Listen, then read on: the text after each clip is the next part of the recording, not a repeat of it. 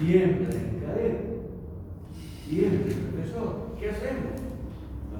Porque ahora la superficie no es la misma. Porque la superficie varía con el radio.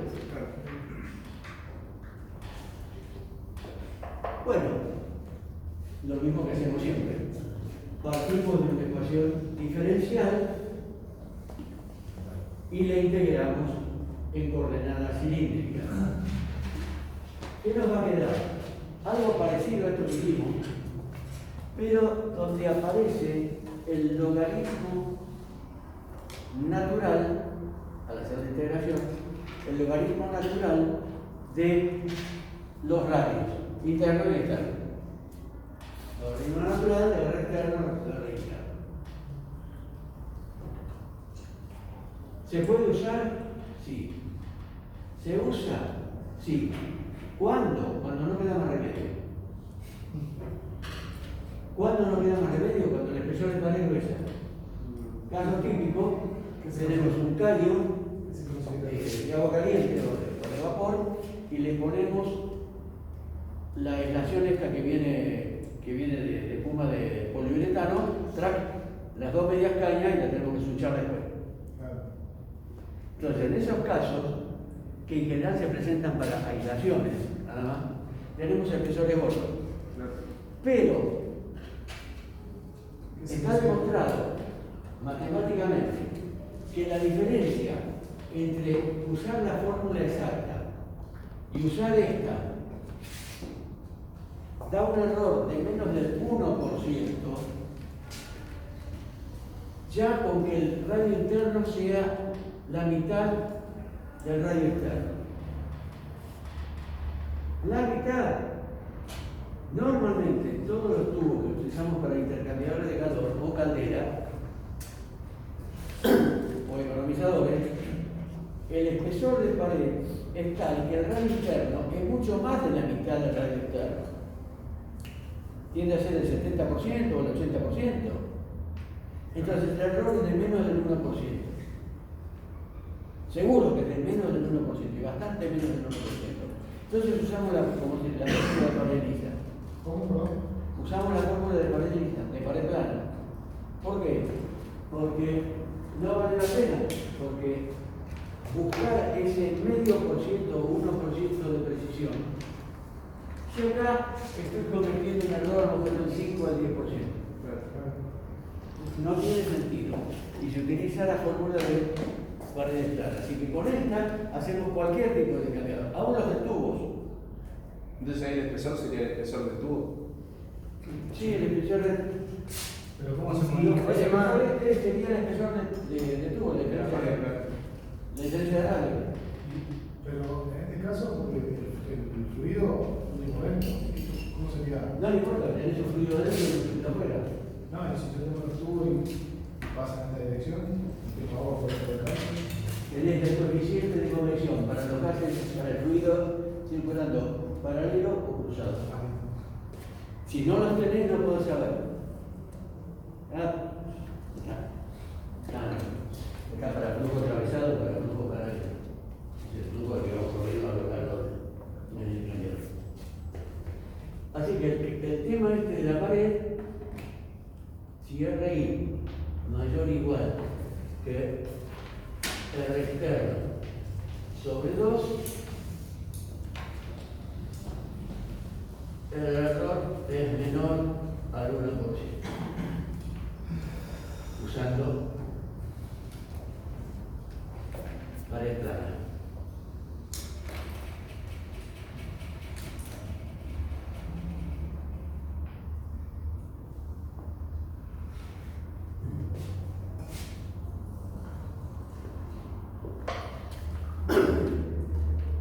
En ese caso yo podría calcularlo como pared plana, estaría dentro de los parámetros.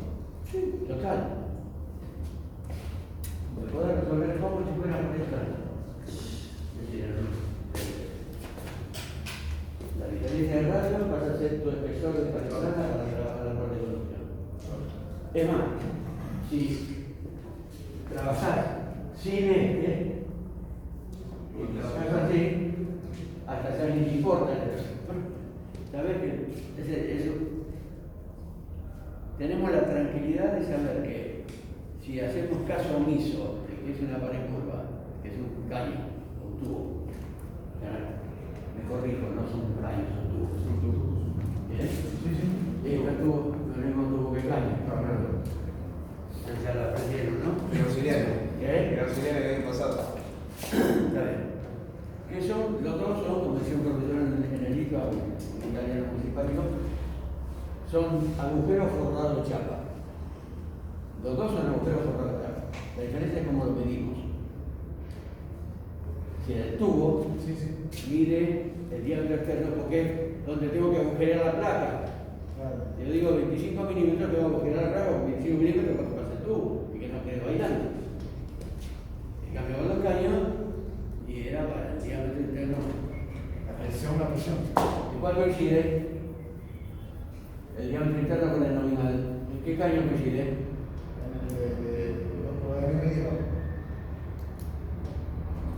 No, en el de 1,5 de schedule 80. Pues si vas a schedule 40, schedule 120, no. En el de pulgada y media, schedule 80 coincide. No se olviden de eso. Vamos a hacer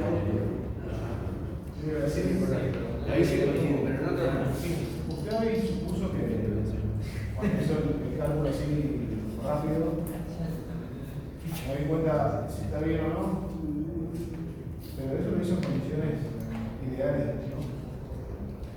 No entiendo. Cuando usted dijo, bueno, tengo 170. No, siempre te va a dar que el coeficiente equivalente se parece Al de menor capacidad. al de menor capacidad. Pero usted hizo un cálculo así. Y sí, porque el cuello de botella, ¿dónde va a estar? Si hay un cuello de botella, siempre va a estar en el más restrictivo. Un cuello de botella siempre se produce, un taponamiento se produce en el lugar más restrictivo. En términos de conducción de calor, restrictivo es el que tenga menos capacidad de transferencia de calor. Entonces, el que tenga el valor más bajo, el equivalente siempre se va a parecer al más bajo, no al otro. ¿Por qué? Porque nos perjudica. Si los dos si fuera agua en los dos lados, y los dos tuvieran 2000, el coeficiente de transferencia de calor total va a ser 2000. Va, 1980, porque vamos a tener que demostrar el tema de la pared, pero muy poquito. Entonces, si tenemos 2000 y 2000, o 3000 y 3000, tenemos una transferencia de calor espectacular. Porque es muy buena. Pero si uno de los dos tiene poca capacidad, ese manda sobre todo.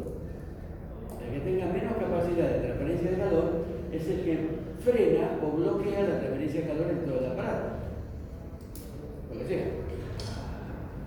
¿Tiene lógica?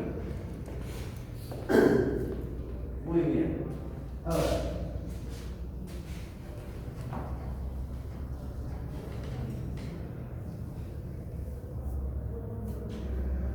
¿cómo andan ustedes para la lectura de valores en gráficos?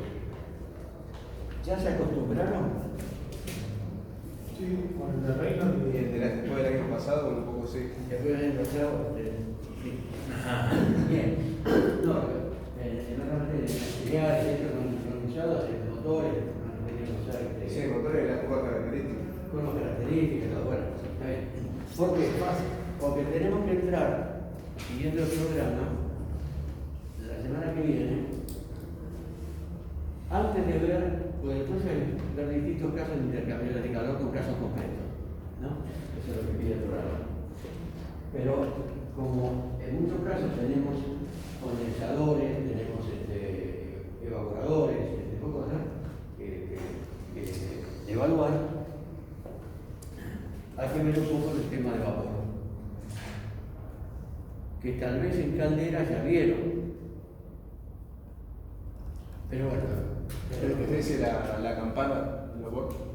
tal cual, pero la campana práctica, no la campana de química, la de PV.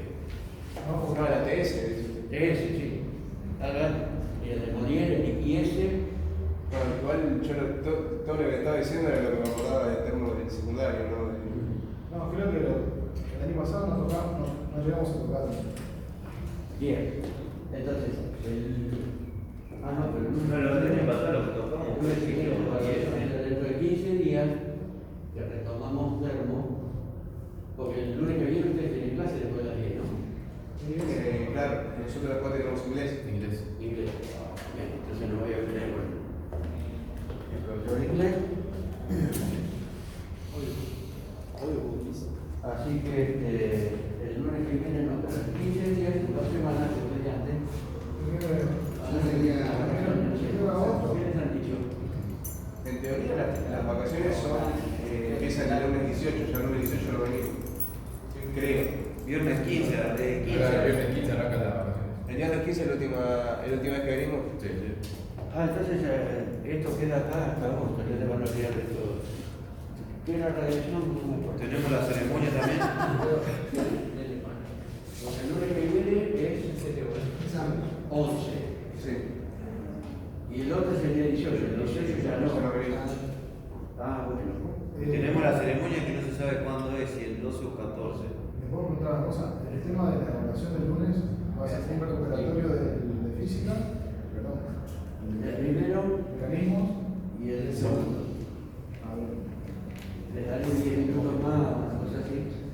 Pero el que tenga que hacerla todo, iba a tener que correr más tiempo. Así que bueno, entonces esta es la última de Carlos. Por ahora. Y el primero de agosto se vuelve. yo, perdón, Sí. No, sí, pregunta de esto, el doctor. coeficiente 1, ¿por qué usa? Puede haber un 0,8, un 0,7. ¿Cómo? El coeficiente 1, ¿por qué lo usa? No, porque pasa dividiendo. Ah, Claro, es de. Acá. Está bien. ¿qué te pasa? Uno sobre, Sí. uno sobre, Está bien. y después el Q, está de acuerdo. ¿Era eso? Sí. Pensé que era el 100%, pensé que No. Si después hay una deficiencia, en realidad cuando calculas esto, o eficazmente o habría dos criterios. ¿Cómo considerar las eficiencias? Pero eso lo vamos a ver cuando veamos los intercambiadores de calor en general. Porque o tocas el coeficiente diciendo, bueno, será un 5% menos, por ejemplo, la eficiencia es 95%. Entonces la cargo al coeficiente o la compenso dando más superficie, 5% más de superficie de intercambio. Y el tema es después ver cómo calcular la superficie de intercambio de calor. como más chapo, como más placa, menos placa. Como más placa, menos placa. Más placas, menos placas, en realidad vamos a programar los tubos. Porque el material para placas no lo tenemos. Es muy difícil conseguir, porque ni Gisaca ni Alfa, que son los dos que fabrican intercambiadores de placas, que largan prenda de los coeficientes de placas. Pregúntenos. Sí. Ponga 4 placas más. Saque 2 placas. Y si no lo hace vos por prueba y error. Me falta ayer, pongo 2 placas. Bueno, ahora me sigue faltando o me sobra. Pero normalmente no tenemos datos. Si tenés datos, sí, le podés más o menos dar. Es muy difícil dar, lo vamos a charlar entre los intercambiadores de placas también en su momento. Es muy difícil poder evaluar bien los coeficientes de transición de calor que no los tenés. Son condiciones muy particulares y no tenés exactamente el Reynolds entre las placas. Porque aparte las placas son todas texturadas para darle rigidez y mejorar la turbulencia. Entonces, ¿qué coeficiente tomo? Sería muy posible. La única posibilidad que uno tendría de poder hacer esa experiencia y recopilar esa información es tener buenos termómetros conexiones, caudalímetros de los dos fluidos conectados en tu equipo, que es lo que se haría en un laboratorio. Entonces, con tantas placas limpias, tengo tanta diferencia. Saco 10 placas, pues tengo 50 placas, 30 placas, saco 5 placas y vuelvo a hacer la experiencia. ¿A qué obtuve? Con tanto de tanto y tantos altas temperaturas, tengo tantos altas temperaturas. Entonces, por proporciones, tratar de ir deduciendo cómo tendría que haber sido el coeficiente para que yo tenga este mismo resultado, en función de la cantidad total de placas, de cuántas saqué, de cuántas me quedaron, y así ir sacando. Es divertido, es lo que se llama ingeniería forense, haciendo la investigación en base a lo que vas teniendo y tratando de ajustar cosas. Creo que es lo que se hace, ¿no? Cuando hay una pericia así, Sí, ahí tenés que pedir la recopilación de datos. Pasa que ahí hay una fuente de error siempre, que es la recopilación de datos, cómo estaban los elementos de medida. En la revista esta que les comenté, que trae los accidentes, la revista Chabota, pues que trae los accidentes y averías. Hay cosas bastante interesantes. Estaba leyendo una de una voladura de caldera. ¿Por qué? Y porque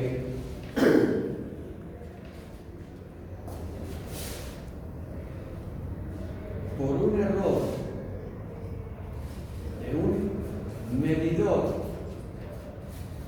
un manómetro, andaba mal, hicieron todo lo contrario a lo que tendrían que haber hecho y le daban más fuego en lugar de quitar fuego.